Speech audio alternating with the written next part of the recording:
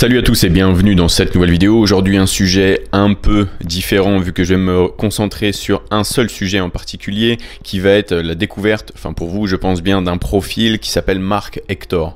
Mark Hector qui a remporté l'année dernière l'overall de l'Olympia amateur en Angleterre. Et Mark Hector qui est d'après moi le futur du bodybuilding. Il y a quelques jours je vous ai fait une vidéo sur Patrick Moore qui avait remporté le California Pro et donc sa qualification pour l'Olympia. Et on a ici un profil qui est assez similaire avec des proportions un peu différentes, mais c'est vrai qu'on peut retrouver quelques similarités comme je vous disais dans son profil. Et j'étais très excité à l'idée de vous présenter Patrick Moore la semaine dernière, mais encore plus de vous présenter Mark Hector aujourd'hui. Donc niveau palmarès, j'ai pas grand chose à son sujet, mais ce qui va vraiment nous intéresser à vrai dire, c'est sa victoire à l'Olympia amateur l'année dernière. Il est maintenant bien sûr IFBB Pro, ça veut dire qu'on va pouvoir le retrouver sur des grosses scènes à l'international. Bien sûr, à nouveau, ça va dépendre de son envie d'aller loin ou pas dans la discipline, parce qu'il peut avoir une génétique de fou, mais tant qu'il ne fait pas ce qu'il faut faire pour être à haut niveau sur la scène internationale, ça n'arrivera pas, aussi bonne soit sa génétique. Je l'avais rencontré l'année dernière à ma salle Ultimate Fitness, sachant qu'il est probablement de Birmingham, ou en tout cas dans le coin de Birmingham. Après sa victoire de l'Olympia amateur, j'avais vu ses photos de l'Olympia amateur et j'avais été réellement choqué, notamment sur son side chest, donc biceps cage en français, où on pouvait voir la masse extraordinaire qu'il paquait sur sa structure. Je pensais même à un Photoshop au début tellement c'était littéralement choquant. Donc son haut du corps à un très haut niveau, bien sûr son bas du corps, bon pour ce genre de profil, ce genre de morphologie, c'est toujours un peu plus délicat, un peu plus long, un peu plus dangereux parce qu'il y a plus de risques de blessure, donc ça prend un peu plus de temps, mais si il met vraiment la charge de travail requise pour se construire un set de jambes digne de l'Olympia, il va faire extrêmement mal. Une autre faiblesse quand même que je vois à son profil, mais qui peut quand même être considérée comme une force, et je m'explique, c'est bien sûr ses dorsaux. Quand je vous mets un back de biceps, vous pouvez voir que sa force au final c'est d'avoir un équilibre entre le haut et le bas du corps, et le fait qu'il ait un buste qui est quand même assez long va lui permettre d'avoir une taille qui est assez fine, taille fine qui est énormément recherchée aujourd'hui dans le bodybuilding à l'international ou dans le bodybuilding tout court. Mais le fait d'avoir un buste assez long, généralement ça se traduit par des dorsaux qui paraissent en tout cas assez hauts, et des dorsaux qui paraissent assez hauts en back double biceps, et hélas ça ne pardonne pas. D'ailleurs je vais glisser ici et je sais pas si je pourrais en faire une vidéo séparée, mais on dit souvent que les shows de bodybuilding sont gagnés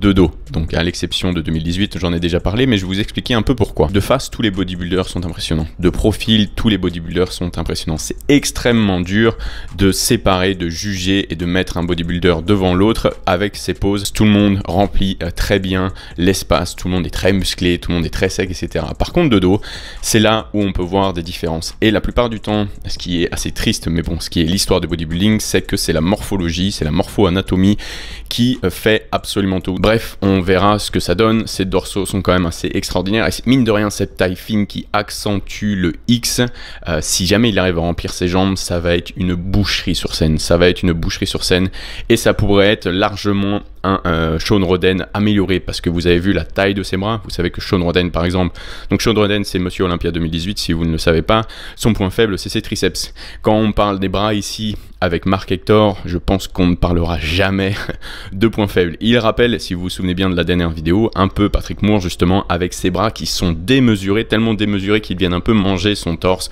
raison pour laquelle je pense qu'il serait intéressant de moins les travailler. Enfin bref, tout ça, ils savent ce qu'ils font. Donc Mark Hector a un futur déjà tracé dans l'IFBB.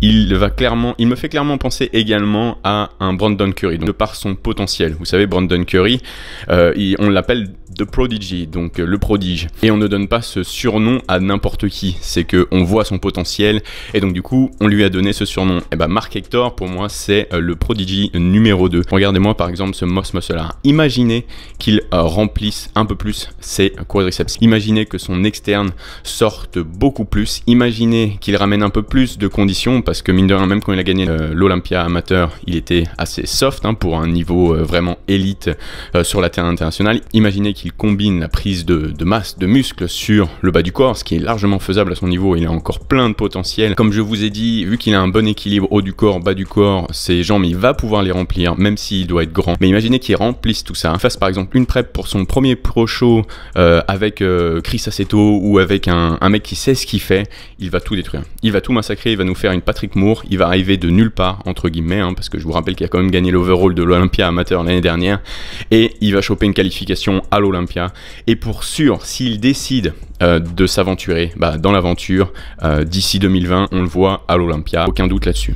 Donc voilà, je suis très content de vous avoir partagé ce profil aujourd'hui. J'ai vraiment hâte de voir ce que va donner sa future saison sur les compétitions. J'imagine qu'il est en train de se décider pour les futurs shows à faire, de ce qu'il veut faire de sa carrière de bodybuilder. En tout cas, n'hésitez pas à me dire ce que vous en pensez en commentaire, ce que vous pensez de ce physique, et est-ce que, comme moi, vous êtes absolument sur le cul de son physique, de sa génétique, et est-ce que vous voyez le même potentiel dans ce profil que moi-même. Les photos d'ailleurs que je vous mets à l'écran me font vachement penser aux photos du style Ulysse Junior il y a quelques années qui avait retourné l'internet, et pour ma part je trouve que Mark Hector met complètement au chômage Ulysse via cette génétique qui est encore beaucoup plus impressionnante. Et pour l'avoir rencontré en vrai, Hector, en plus de ça, il est grand, il est large, donc ça en impose.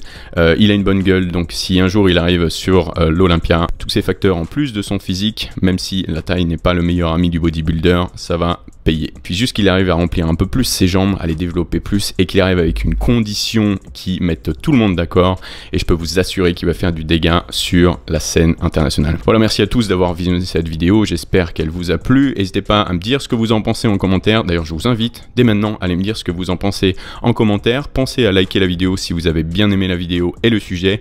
N'oubliez pas les gars de vous abonner à la chaîne, parce que comme d'habitude YouTube ne vous montre pas toutes les vidéos que je publie. Donc si vous vous abonnez, déjà vous aurez plus de chances de les voir. Si vous activez la notification des vidéos, là vous allez absolument pas les rater. Donc faites ça de suite, et nous on se voit très bientôt. En tout cas, je vous remercie à nouveau d'avoir pris le temps de regarder cette vidéo. Dans la prochaine vidéo, peace out.